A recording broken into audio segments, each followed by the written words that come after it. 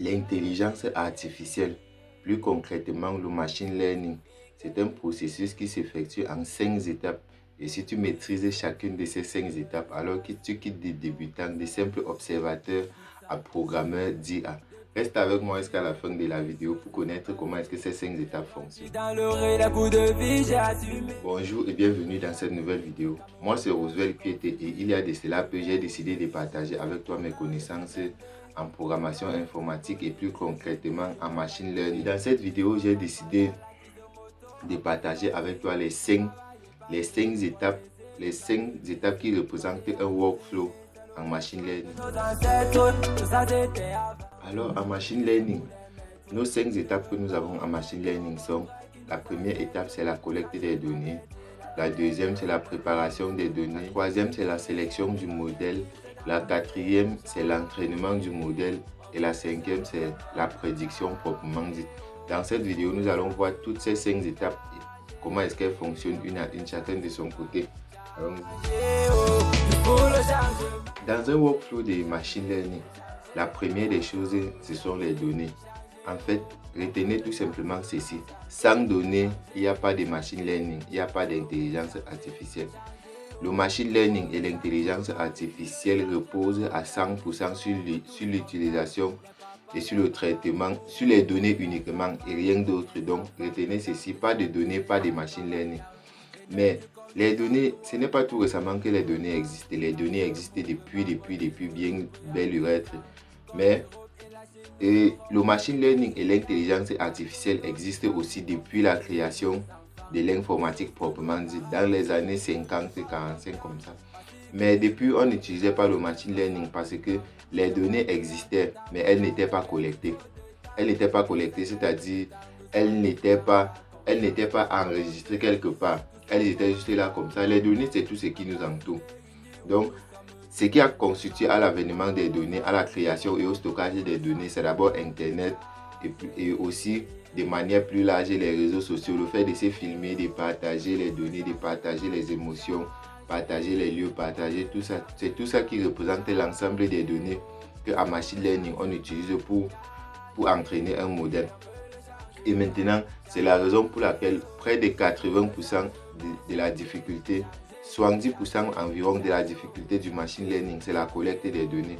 Parce que collecter les données, c'est ce qui prend le plus d'argent, ce qui coûte le plus cher et ce qui représente aussi l'une des plus grandes difficultés lorsqu'on fait le machine learning. Maintenant, la deuxième étape d'un workflow en machine learning, c'est quoi? C'est la préparation des données ou bien de manière plus large, le nettoyage des données. Nettoyer les données, ça signifie quoi en machine learning?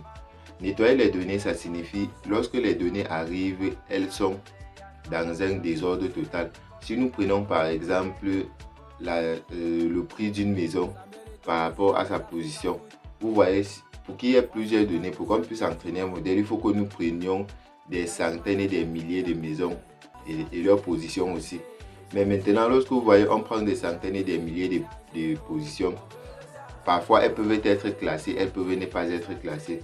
Donc, ce qu'il y a à faire parfois, c'est mélanger les données pour que si les données étaient classées en termes de grandeur et de prix, on divise les données, on n'entraîne pas seulement le modèle sur les données qui étaient grandes et sur les données qui étaient petites, on le teste dessus. Non. Si c'est que les données étaient classées, on les mélange d'abord. Plus tard, nous verrons cela avec la fonction qu'on appelle train test split. Son paramètre chiffre signifie est-ce qu'on doit mélanger les données ou pas. Mais maintenant, en machine learning, il existe deux types de traitements de manière générale. Retenez juste ceci. Lorsque les données sont financières, exemple les données du trading, on ne mélange pas les données parce qu'il doit y avoir une chronologie qui se respecte.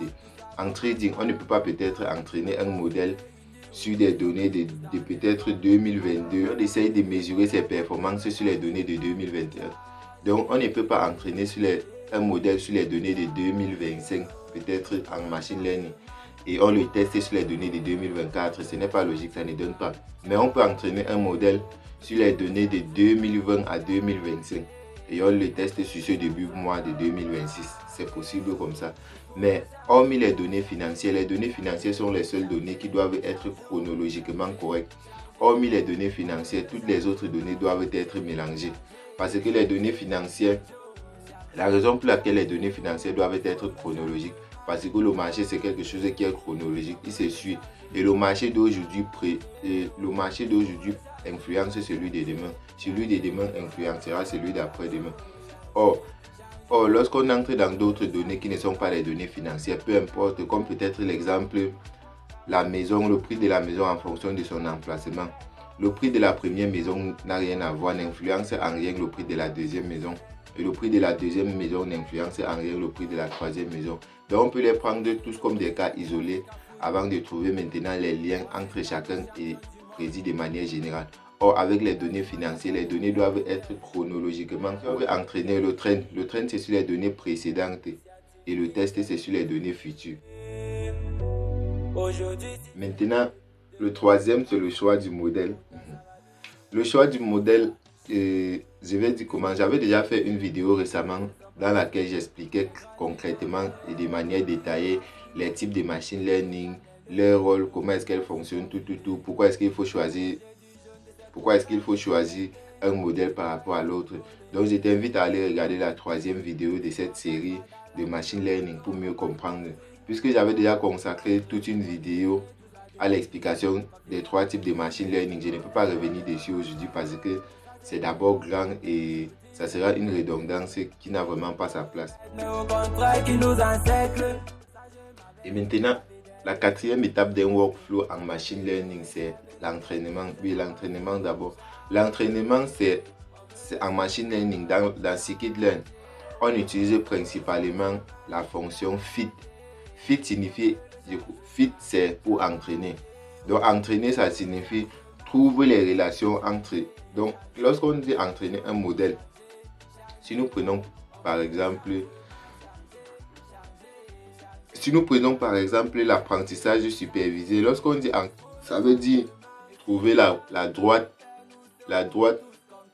ou bien trouver la fonction qui couvre le maximum de points possibles dans un tableau. Si ce n'est pas assez clair, je reviendrai dessus dans les prochaines vidéos. Donc, lorsqu'on dit fit, entraîner un modèle, c'est pratiquement trouver les relations qu'il y a entre chacune des données qu'on lui a données pour pouvoir utiliser ces relations et prédire d'autres données plus tard. Donc, tout simplement, on doit se retenir que entraîner un modèle, c'est le faire trouver les relations entre les données. Et dans scikit-learn, entraîner le modèle, c'est majoritairement la fonction fit. Nous arrivons maintenant à la quatrième partie du workflow. La quatrième partie d'un workflow en machine learning, c'est l'évaluation. Évaluer un modèle, c'est trouver la différence entre la réponse réelle et la réponse prédite. La réponse réelle et la réponse prédite, c'est-à-dire si peut-être la réponse normale c'est peut-être 100 et que le modèle a prédit peut-être 110. Ça veut dire que l'erreur c'est plus 10. Et à la prochaine donnée, si l'erreur c'était peut-être, si la réponse réelle c'était peut-être 90 et que le modèle a trouvé 80, ça veut dire que l'erreur c'est égal à moins 10. Et maintenant, de manière générale, la moyenne de toutes ces erreurs représente ce qu'on appelle souvent en machine learning le MSE, Mean Square Error. Le Mean Square Error là, ça représente la moyenne des carrés de toutes les erreurs. Donc nous verrons plus tard dans d'autres vidéos comment est-ce que l'évaluation se passe concrètement. Mais ici là, vous allez juste retenir, évaluer un modèle, c'est trouver la différence entre la réponse réelle et la réponse prédite par le modèle. Donc la réponse que le modèle a trouvée de lui-même par rapport à la réponse réelle. La différence entre la réponse prédite et la réponse réelle, c'est ça qui donne ce qu'on appelle l'erreur entre le modèle. Donc évaluer un modèle, c'est trouver l'erreur, la moyenne de ces erreurs, de ces réponses prédites par rapport à la réponse réelle. Maintenant, notre cinquième point de ce workflow, c'est la prédiction. La prédiction, c'est vraiment le moment où on peut dire que le modèle est déjà utile. Le modèle est déjà utile lors de la prédiction. C'est peut-être l'exemple si je reviens sur les données de trading. Après avoir entraîné le modèle sur les données, sur des milliers et des milliers de données, il peut savoir que après si la courbe monte 2 fois, après elle doit descendre. Si elle descend 2 fois, après elle doit monter. C'est juste un exemple. Ou bien, pour certaines données, ils peuvent déjà classer que en se trouvant à telle position, les données qui sont à telle position sont plus les maisons. Pour l'exemple des maisons par rapport à du prix des maisons par rapport à leur position et de toutes les caractéristiques. Le modèle peut juste apprendre telle maison par rapport à telle position sera plus chère que telle autre. Donc c'est maintenant ça de manière générale. Et lorsqu'on dit prédit, c'est-à-dire on lui donne maintenant juste les données. On dit bon, on t'a déjà donné plusieurs prix des maisons. On t'a déjà donné plusieurs caractéristiques des maisons avec leur prix. Maintenant, pour les caractéristiques, voici les caractéristiques d'une maison. Donne son prix en fonction de ce que tu connais d'abord des autres données. C'est un peu ça le machine learning.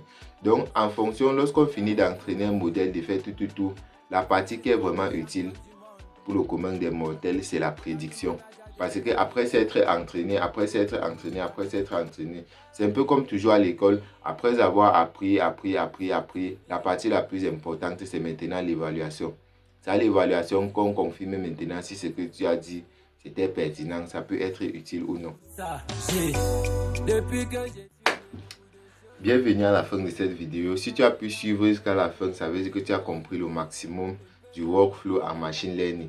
Et je reviens, le workflow en machine learning, nous avons vu, c'est la donnée, le traitement des données, le choix du modèle, l'entraînement et la prédiction. C'est toujours 5.